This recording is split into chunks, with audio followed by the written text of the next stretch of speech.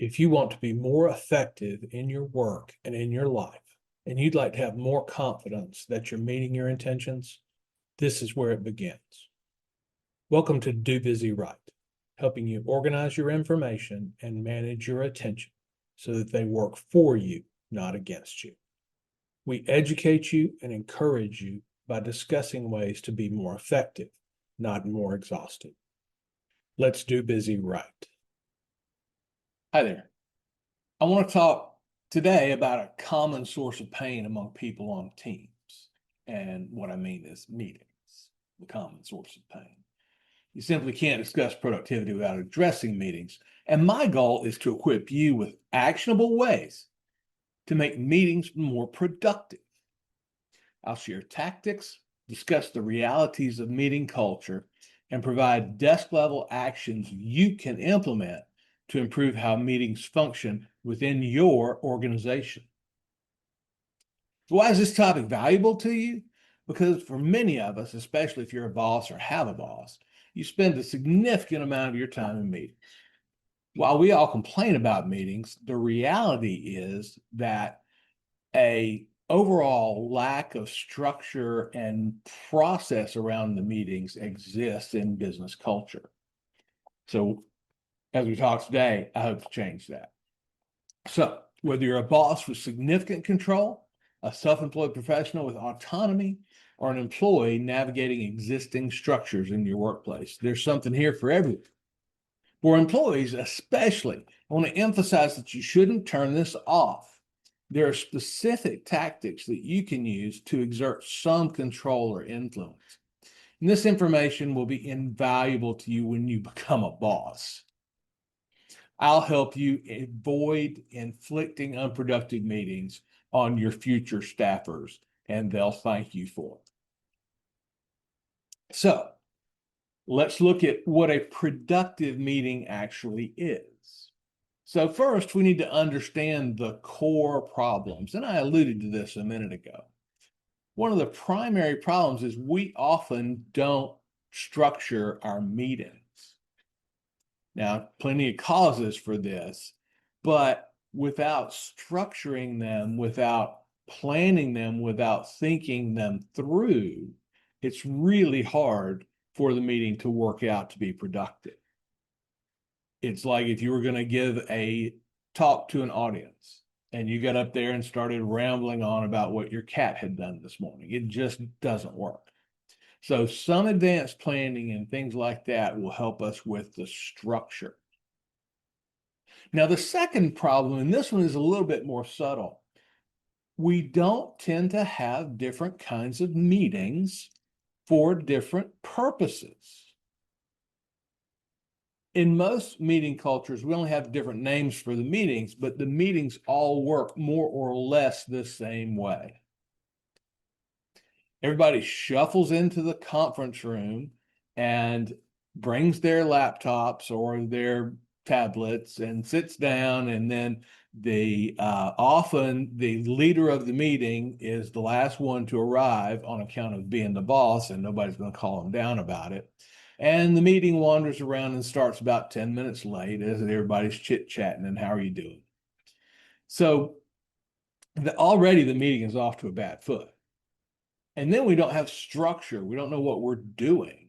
And so that really intensifies the problem and the challenge of productivity in meetings.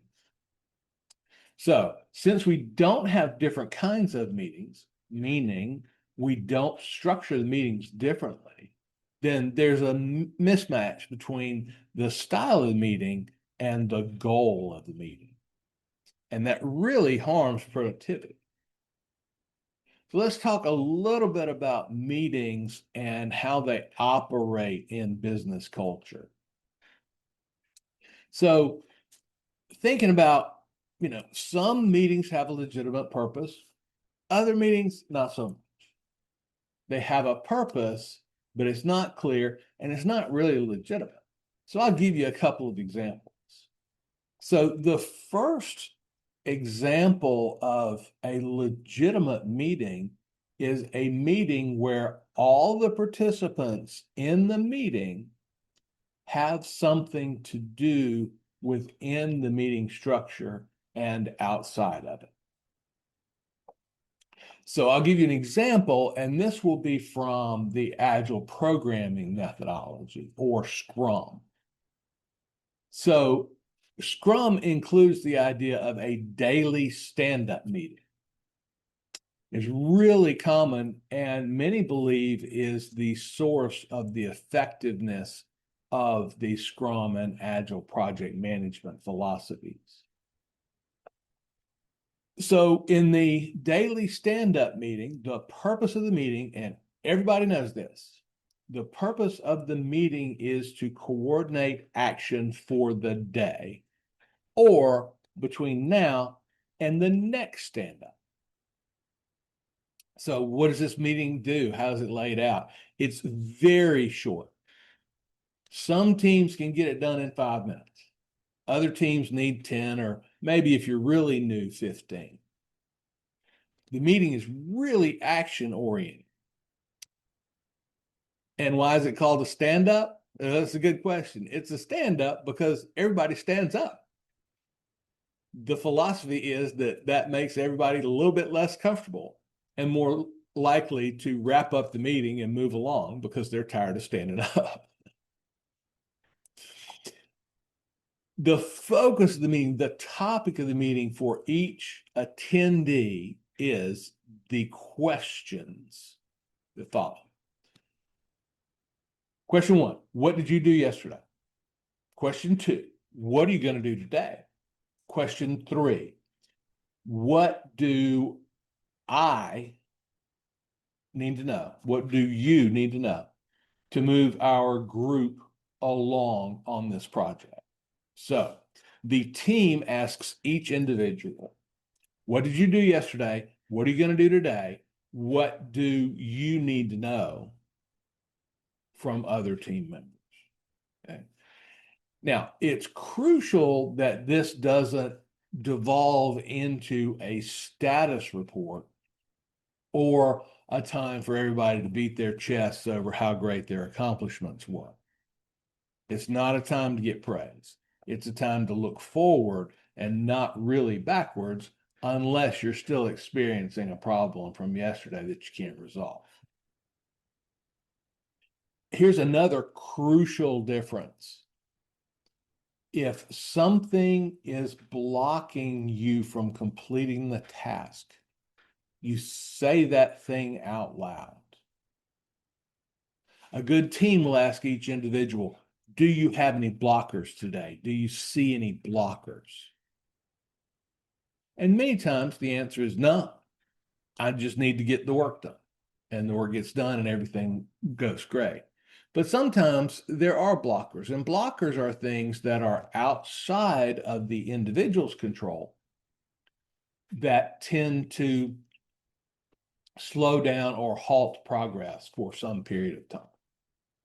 For example, simple example, I need to make the delivery, but the truck has a flat tire.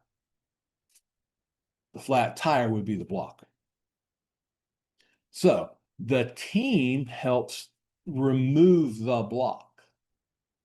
And if the team can't do it, then somebody takes it up the chain to the boss and says, hey, this is a problem. We don't have the authority to change it. Here's what we would like for you to do. Is it possible for you to do it? And that way these blockers get removed. But the only way they get removed is by talking about them. Now, you're saying to yourself, every time I talk about a blocker, some boss has said, give me solutions, not excuses. You're probably right. But that's one of the first things that has to go away in an agile project management. We need to be real careful as bosses to not be dismissive of the problems that our people face. The reason that we are bosses is because we have a little bit more authority in the organization than the people that work for us. So when they have a problem, they escalate it to us, and we use our additional power to see if we can solve it for them. If not, we escalate it to the next level. So that's why blockers are important and why they should come out. Now, crucially, when somebody says, hey, I've got a blocker X, Y, and Z, and I've got to get it fixed before I can make progress on the task that I committed to take care of for the team. The team goes, okay, is there anything we can do to help? Yes, no, quick, right? Problem solving and brainstorming solutions will make this meeting last forever. So if nothing pops up, then the team may convene a subgroup to go look at this problem, or the team may say to an individual, hey, this needs to be elevated to the boss. So all those things can happen there. But crucially, we're not solving the problem itself in the meeting. We're identifying it. That means that the meeting is tight and everybody knows that there's a problem. And if they think of something that can help the individual whose task is being blocked, then they can always go to them after the meeting. So here's another reason meetings happen that is only sort of legitimate.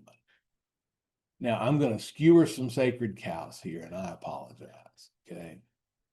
The meeting type that I'm talking about is the one-to-many dissemination of information.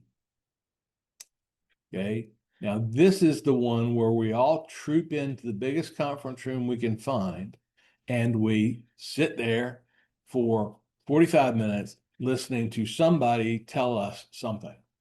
It's not an interactive meeting really at all. Most people will at least nominally say, hey, anybody got any questions? And they'll open the floor for nominal questions. So this one is a real challenge. The philosophy behind everybody getting together into a room to listen to one person talk, I can see that it is an efficiency move, but we've got to think about whose efficiency we're dealing with there. Now, if you're the boss and you have 10 people working for you and you call them all together and you spend 30 minutes talking about the new work safety policy, so they'll know, they've got to know, okay? Well, what we've done is we've cost the organization 11 hours, one each for the 10 attendees and one for the boss. Now, if the boss were to have individual 30-minute meetings, would the communication probably be better? Yes, it would. But now the team members collectively are spending 10 hours and the boss is spending 10 hours because he's having one-to-one meetings with them. So the boss says, hey, this is silly. My throat hurts from talking so much. Let me just get everybody together and we can do the thing. Well, I understand that, and that does make sense. But I will say we can do some things about it. There's technologies now that enable us to do something about it. We'll get there in a minute. So what's the problem with this kind of meeting? Well, it's a lecture style meeting. You sit in a chair, somebody talks at you. Okay, you got a notepad, you're trying to collect up whatever it is they're saying. And lectures are not a beloved practice anywhere. In school, in the office, nowhere are people loving lectures. In fact, in some of the more progressive education scenarios, professors in particular are trying to do a thing called flip the classroom, which is where the students study the material that would have been covered on the lecture as homework. And then they come to class and they do the work assignments so that during the work assignments, they have the maximum availability of help, either through peers or through the professor or TAs or whatever that looks like. And so what we see is that lectures have never been fun, and we sure would like to find something else to replace it. Secondly, in a lecture style, attendance is quite often mandatory, and attendees are sitting there and they don't feel like the information is meaningful or useful to them, in the sense that they don't feel like that this information changes how they function or how they do their jobs. And so that means that you're going to a place to listen to something you don't want to hear, and it's presented in lecture style, maybe with a slide deck, maybe not. So there's no way that this could be a productive use of your time. Now, I said it's semi-legitimate, and the reason I said semi-legitimate is because there used to be no way to do this other than the verbal or written dissemination of information. And now it's really interesting because we said that if the boss does one-to-one meetings, then that's 10 hours of his time and 10 hours of the team's time. Okay. If they do a one-to-many meeting, it's 1 hour of the boss's time and 10 hours collectively of the team's time. So it's 20 hours versus 11 hours. The challenge to productivity is all 10 of those team hours have to happen at the same time. And maybe that's not ideal in terms of the broader sense of efficiency of the individual and thus the team. Well, now we've got technology that helps us with this, because it's a very trivial matter to fire up, say, Zoom and hit record and say what you got to say. You get video and audio, and you'll get an audio only file. You can distribute this file to your people, this video file, and they can watch it at a time that's more convenient with them. Yeah. Does that sound reasonable? Well, when I talk to bosses about this idea, they go, well, if they're not in the room with me, I'm afraid they're going to be goofing off and not paying attention to the information. Well, I get it. Okay. I'm a teacher, teach at the university. So I know all about people not paying attention. And here's the key. People will pay attention to information that is important to them and meaningful to them. Now, I understand in organizations, particularly when we start talking about HR things, there are meetings that simply have to be had. The annual safety lecture, it just has to be had. I get it. And it's mandatory attendance because of the insurance implications of people not showing up for such a meeting. So I understand. But just because there are those kinds of meetings doesn't mean every meeting needs to be that way. So if you record Zoom or any other platform, there are many, and send files out to your team members by email, I think you'll begin to see that they're consuming the information more often and better. Now, will people come back to you and go, well, yeah, I didn't get a chance to see that?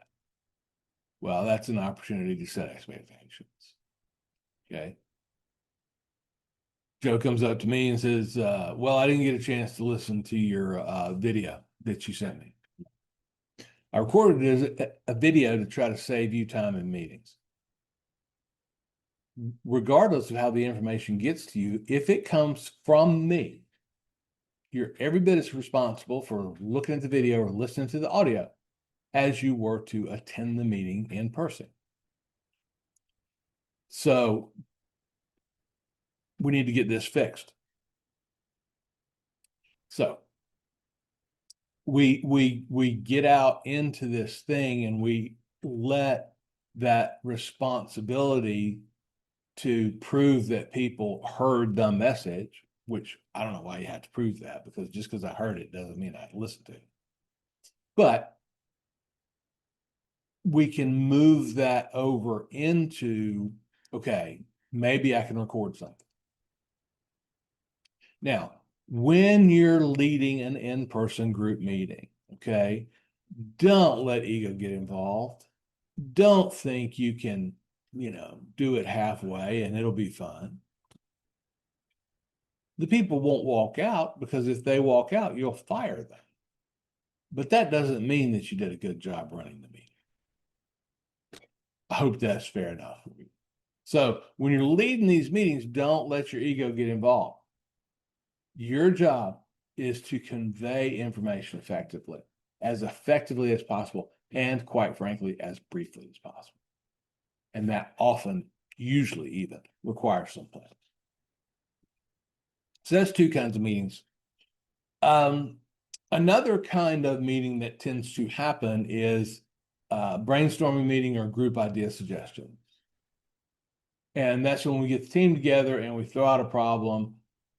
Brainstorming is a common mechanism in the Scrum and Agile programming community. And it makes good sense. Well, let's get everybody together so that we can ideate or brainstorm and let's see how we're doing. I mean, after all, groups are smarter than individuals, right? Well, I'd push back on that a little bit. Okay. It depends on who's in the group. Anyway, just kind of being silly there. But if you're gonna run a brainstorming or a group idea session, here's one of the problems is that bosses tend to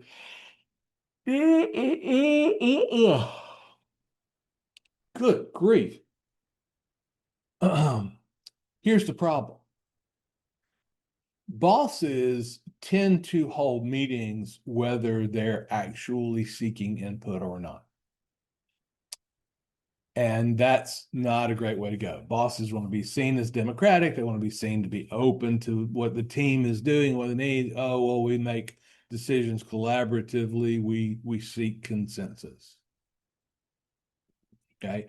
Well, that's a little more challenging than it looks. But if we're doing a brainstorming or a group idea session, there are specific structures that you use in order to make that work.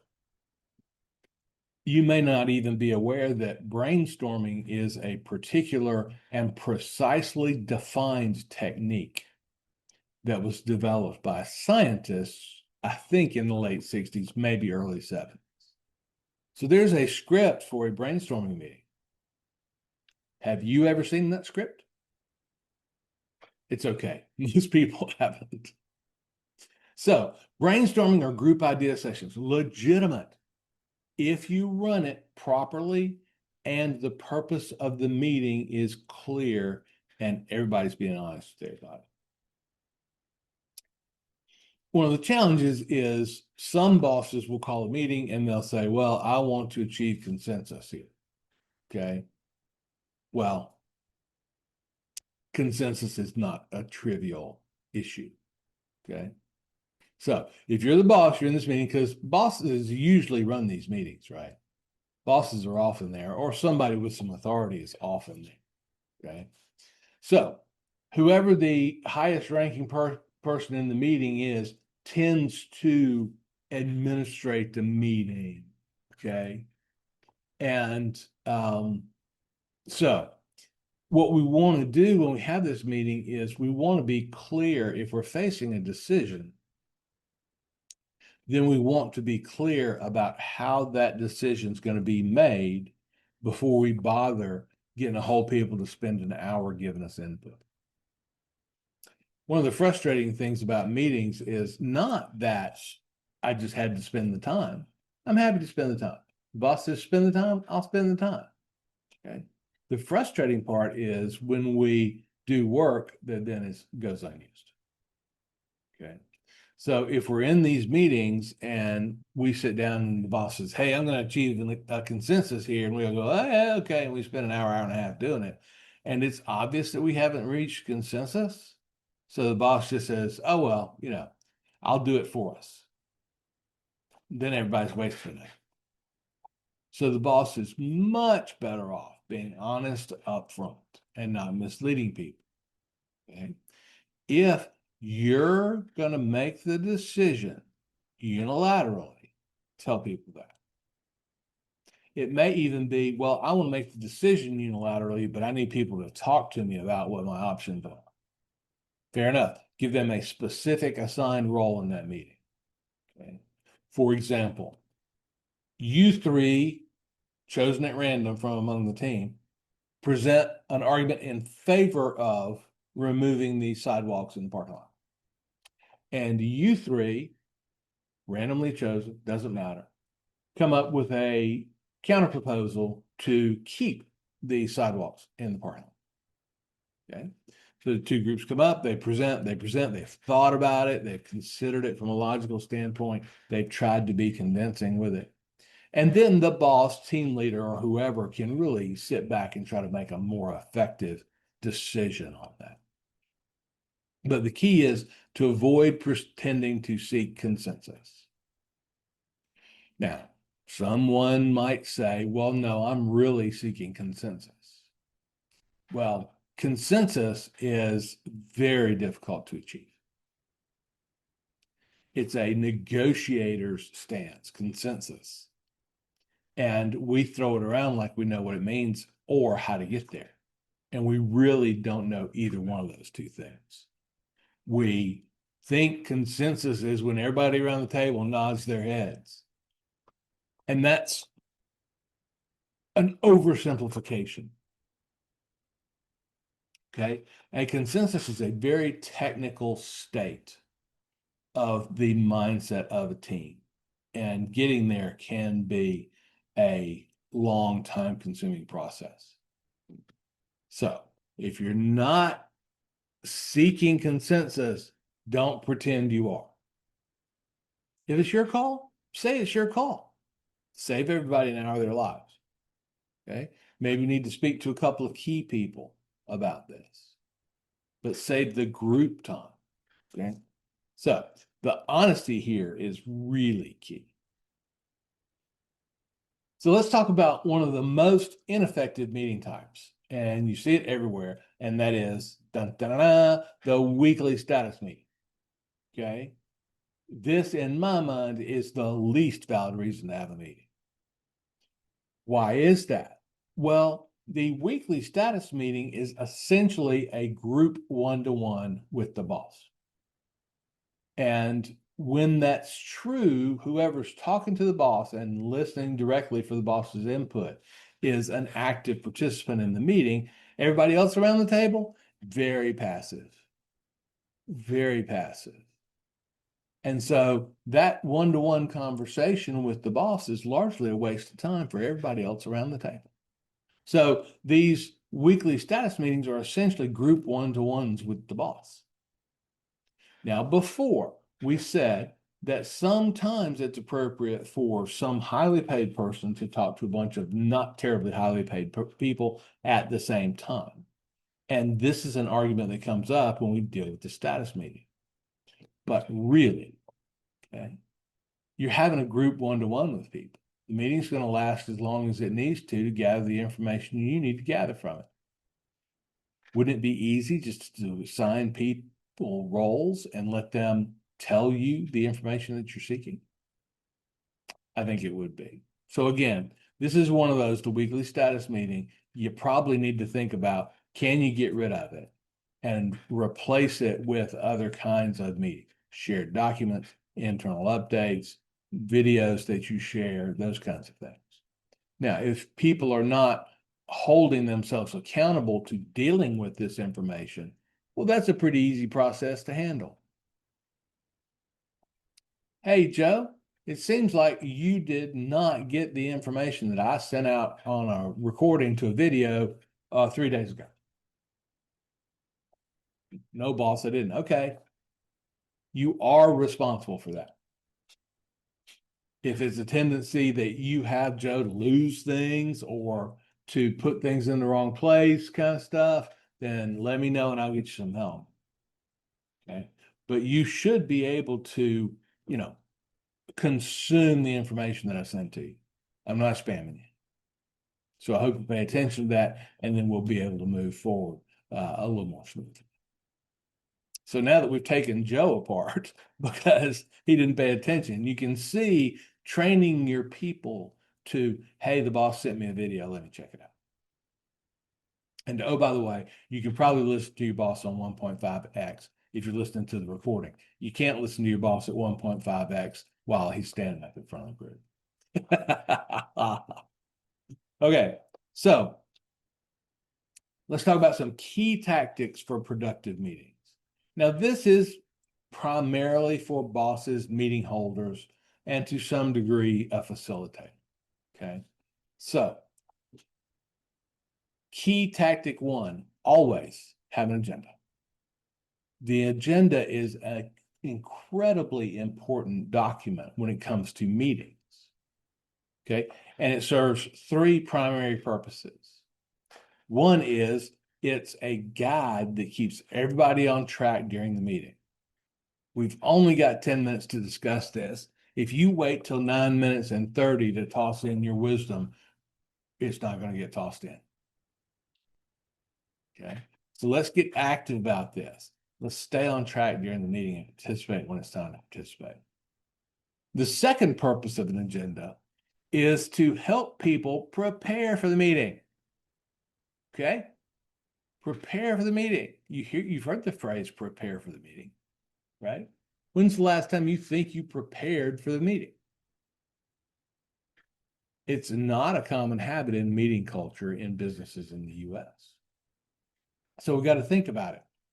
And I would suggest that one hard and fast rule for meetings is if attendees don't actually need to do the prep work, then they probably have no need to be in the meeting. They're probably observers, and that's a parasite and a waste of everybody's time. I hope that's correct.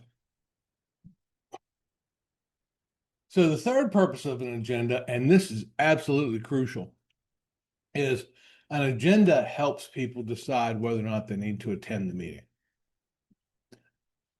Well, you say, our bosses decide whether or not we need to attend meetings. Well, unfortunately, that's probably true. However, it probably shouldn't be. It should probably be the case that the agenda is precise and specific enough that people can decide whether or not they need to attend the meeting. Okay. Now, if they decide they need to attend the meeting and there's some sort of a conflict, okay, they need to, on their schedule, then they need to figure out a way to deal with that. But generally speaking, it would be ideal if meetings were, in fact, not mandatory. But that's a big, big ask in a lot of cases. But help people decide to attend. So three purposes of an agenda. Purpose one, keep everybody on track during the meeting. Purpose two, help people prepare. And if people don't need to prepare, then they might not need to be there. And three is help people decide whether or not to attend. Three may not matter in your organization, as every meeting may be mandatory. Other ideas about the agenda's purpose, it clarifies the meeting's purpose, and that's how it helps people decide to attend.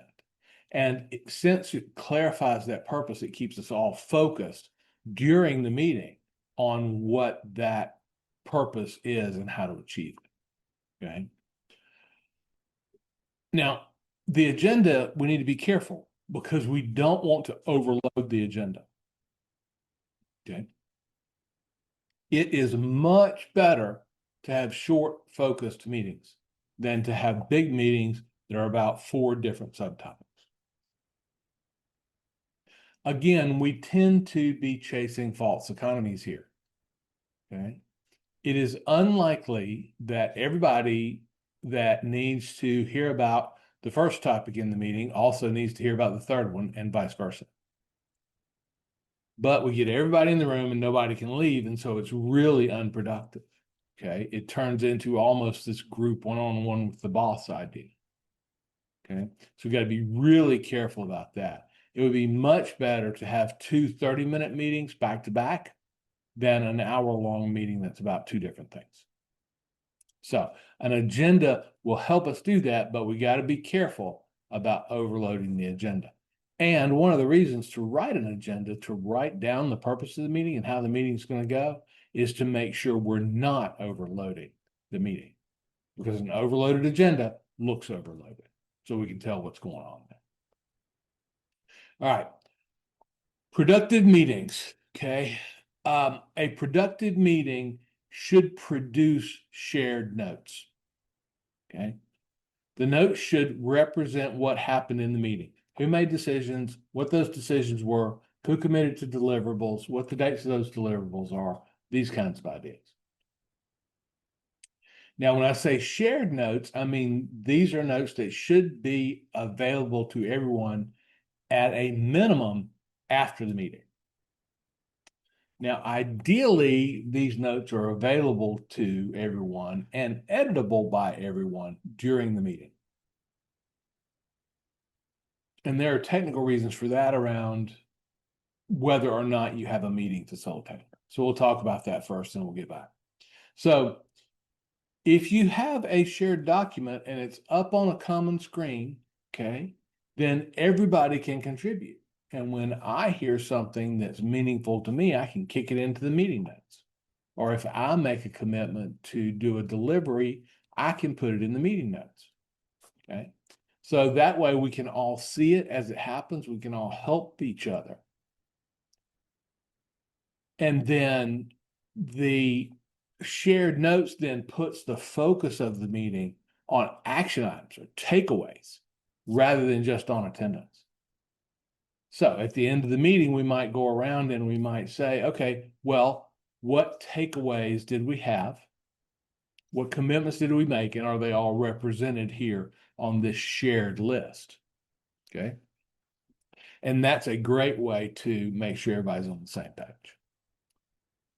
Another idea is that meetings should overwhelmingly be action-oriented and not merely information-oriented.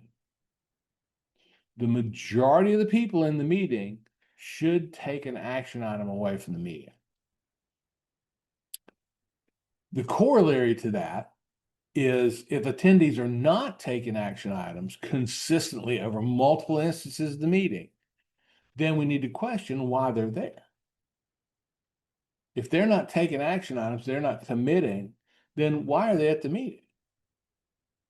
Now, if it's just an informational meeting, that's fine, but an informational meeting that's once a week. So here's where we get into these inefficiencies. So if you keep your meeting action oriented, and that means that people are taking an action item away on a consistent basis, not the same action item, but different ones on a consistent basis. So that'll help. And then you see how that fits in very well with the agenda. Another great idea about meetings is to utilize a scribe or meeting facilitator. And this can be the same person. There are some rules about this though. So a meeting can be, say, self-scribed, and that's if the shared document is available and everybody has access to it during the meeting, so they can add their notes in real time, multiple edit, these kinds of things. And I think that's ideal because it keeps people focused on what's going on. Okay. A lot of times the technology is there, the culture's not there for that, these kinds of ideas. So then we can get a scribe for the meetings. Now, the scribe is a very important role. And I'll suggest that it's important enough that the scribe, if there's just one, should not be an active participation. Let's do that one again. Start with the scribe. I'll say the scribe, if there is one assigned, should not be an active participant in the meeting. And by active participant, I mean somebody who needs to present or offer opinions or get takeaways. And I say that because it's incredibly hard to keep track of the meeting and how it's going if you get involved in dealing with the content of the meeting or presenting some of the meeting ideas. And we lose track. And a lot of times that's what happens when the boss scribes or facilitates the meeting. The boss is interested in all the stuff that's going on in the meeting, or should be. And so then they get distracted and they forget to take notes, et cetera, et cetera. So have a single scribe, or if we have a self-scribed meeting that the group scribes, then there's always the case where two people are having a knockdown drag out over a subject and everybody else is scribing while they're listening. So that solves that problem. And I will say that the scribe and meeting facilitator, so facilitation, in case I didn't mention, facilitation is making sure we stay on time. Hey, we said it'd be 10 minutes for this topic. We're 8 minutes in. How are we looking? Final comments? That kind of thing is the facilitator's role. Okay. And I'll say this is absolutely a critical function, but it's often undervalued. It doesn't need to be a real powerful person to do the scribing and to facilitate the meeting, but the most powerful people in the room need to accept the scribe facilitator's guidance. And when it's time to move on, then the highest paid person in the room knows to move on. Okay. One more thing about meetings is, and I kind of alluded to this earlier, we want to avoid at all costs, if we can, we want to avoid pop quiz meetings. This is where we hide the intent of the meeting because we're trying to engage interest by telling a surprise story. There's no reason why a meeting content should be a surprise. You're probably not that good a storyteller anyway. So we want to communicate the meeting's purpose prior, and that allows people to prepare for the meeting. It allows for them to consume the information. It allows for them to think about their offering into the meeting and what they need to contribute to the meeting. And if you try to avoid pop quiz meetings and people are still not participating effectively, they just need some training on the correct way to be an attendant at a meeting. All right, so I promised you we'd have something to say for employees, okay? And I'm glad you stuck in if you're an employee, because here's going to be your bit, right? How can an employee, not the boss, not the meeting leader, not having authority over the meeting structure, how can an employee make the meeting more productive for themselves and for everybody? Okay, but there's just a couple of tactics. So the first thing is I'm going to assume that you do not have the power, authority, or pull to change the meeting structure. Fair enough, right? You just don't. Okay. If you do, utilize it. But if you do, you're probably a boss. One thing you can do to make a meeting more productive if you're an attendee is offer to be the scribe. This is a very important position. It's not too menial for you to take on. Okay. It has benefits to you.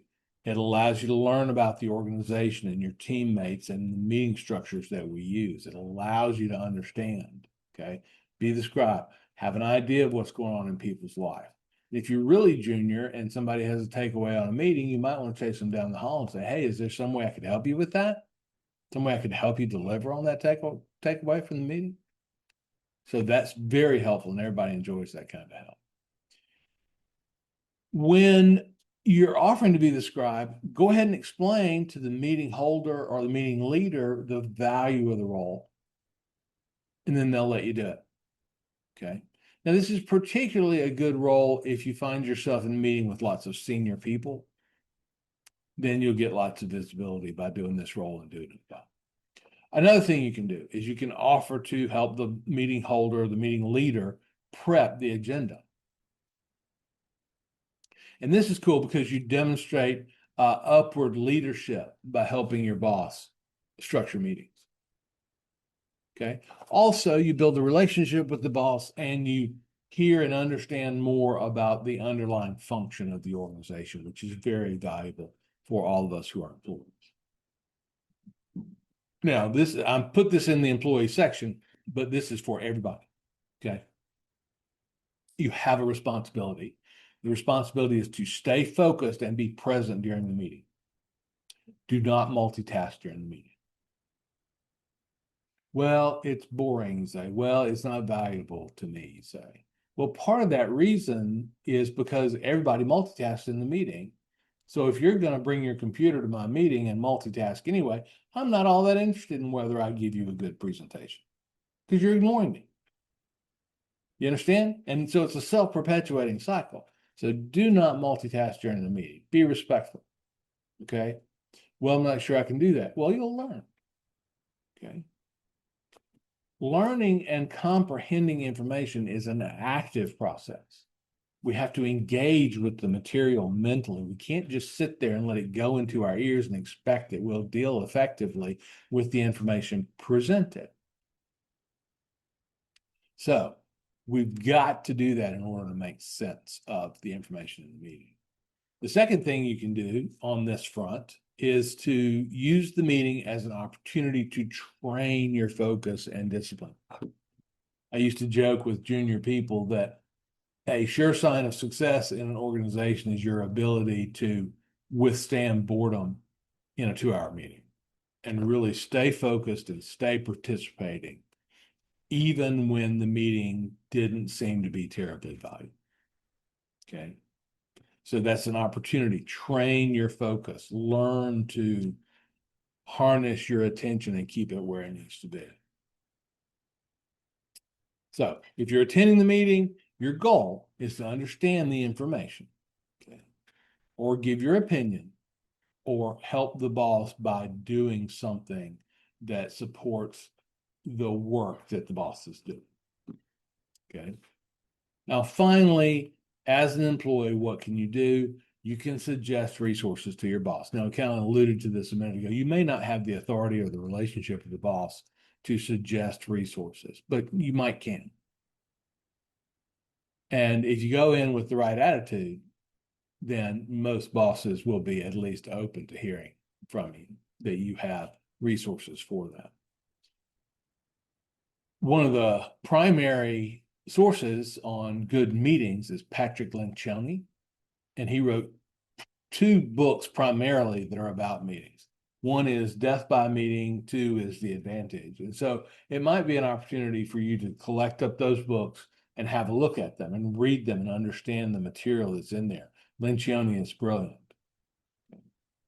So you can say, hey, I read this book about meetings, boss. Can I give you my copy? Okay. Or can I walk you through my takeaways from the book? Or capture a link to this podcast and say, hey, I heard an interesting podcast. You might be interested. But do try to find a way to suggest meeting resources to your boss so that we can limit the mass suffering in organizations that's caused by bad meetings.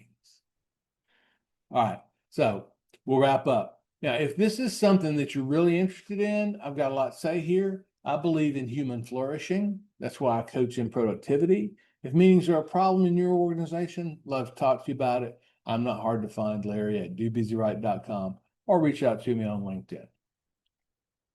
So, what have we talked about here? We'll recap and then we'll move on. The key to productive meetings lies in structure and clear purpose, and those 2 things work together. We need to be honest about why we're meeting and choose the right kind of meeting for the right purpose. We need to just not be lazy here. Choose the right kind of meeting for the right purpose. We want to always strive to have an agenda that helps people prepare for the meeting and helps them decide if their attendance is truly valuable. That's really important.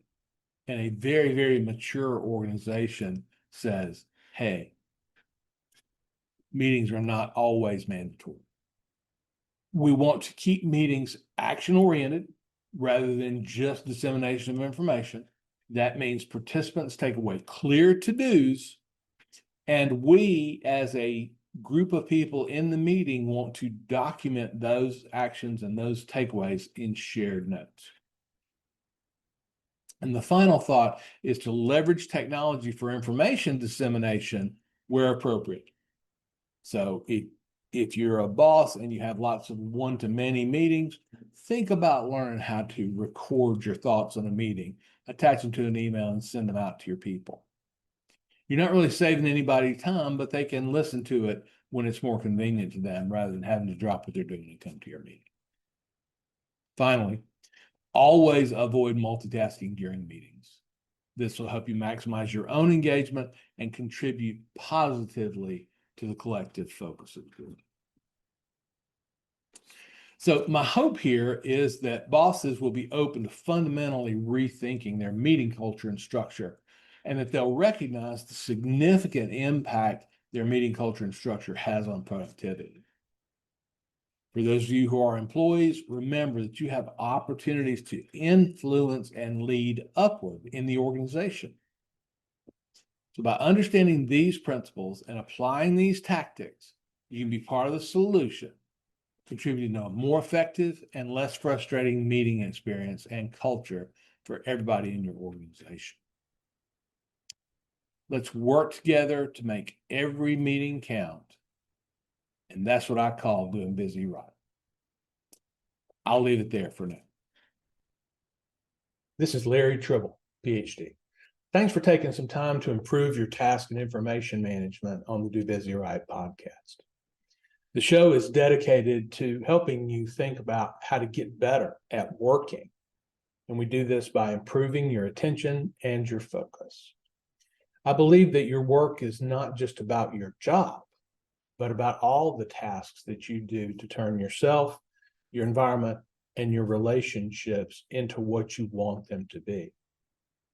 What we're really talking about here is the underpinnings of becoming who you want to be.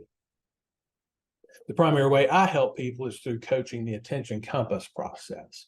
Attention Compass is 4 workflows and a tool set that support our information, task, and attention management. I help people with big goals to build habits that put them in a position to achieve. We do this by eliminating wasted time and wasted attention. If you'd like to know more, you can find me on LinkedIn or go to dobusyright.com for more information.